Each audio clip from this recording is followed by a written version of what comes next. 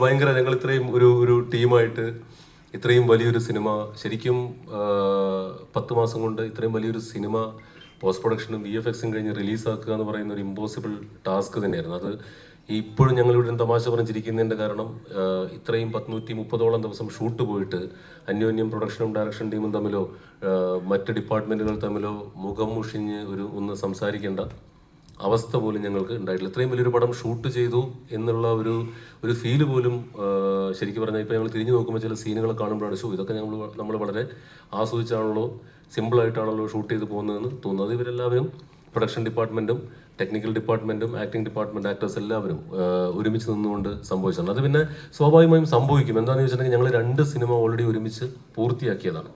അപ്പോൾ ഒരു ഋതവും ഒരു മെക്കാനിക്സും ഒക്കെ ഓൾറെഡി അവിടെ ഉണ്ട്. അതുകൊണ്ട് തന്നെ കാര്യങ്ങളൊക്കെ ഇപ്പം കാവ്യയുടെ ടീം വന്നപ്പോഴും ഒരു കൂട്ടം സഹൃദയരുടെ സംഘമാണ് ഞങ്ങളുടെ കൂടെ വന്ന് ചേർന്നത്.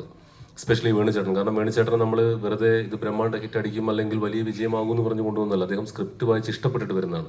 അപ്പോൾ അദ്ദേഹവും അല്പം ക്രിയേറ്റീവായിട്ടുള്ള ഒരാളായതുകൊണ്ട് ഞങ്ങൾക്ക് ഈ ഷൂട്ടിംഗ് പ്രോസസ്സ് പ്രശ്നരഹിതമായിരുന്നു എന്ന് തന്നെ പറയാം. പിന്നെ ലോജിക്കിന് മുൻതൂക്കം കൊടുത്തുകൊണ്ട് പോയിക്കൊണ്ടിരിക്കുന്ന ഒരു സംഘം എന്നാണ് ഞങ്ങളുടെ ഒരു കോമ്പിനേഷനെ ഞങ്ങൾ വിശേഷിപ്പിക്കാറ്. അത് ചേട്ടാ അത് ഇങ്ങനെ ചെയ്താൽ ഇങ്ങനെ സംഭവിക്കും, അങ്ങനെ സംഭവിക്കുന്നു പറഞ്ഞ് പുള്ളിയെയും കൺവിൻസ് ചെയ്യാൻ ഭയങ്കര എളുപ്പമാണ്. സിനിമയുടെ നന്മയ്ക്ക് വേണ്ടി മാത്രമാണ് ഞങ്ങൾ രണ്ടുപേരും നിന്നിട്ടുള്ളത്. അതുകൊണ്ട് തന്നെ ഞങ്ങൾ ഇത്രയും ഒരുപാട് പണം മുടക്കി ഷൂട്ട് ചെയ്ത സീനുകൾ നമ്മൾ എഡിറ്റ് ചെയ്യുമ്പോഴും അതിനകത്ത് പ്രശ്നങ്ങൾ ഉണ്ടാവാത്തത് എന്താണെന്ന് ചോദിച്ചാൽ സിനിമയുടെ നന്മയ്ക്ക് വേണ്ടിയാണ്. അത് ഞങ്ങൾ 2 തവണ ചെയ്തിട്ടുള്ളതാണ്. So it all works out.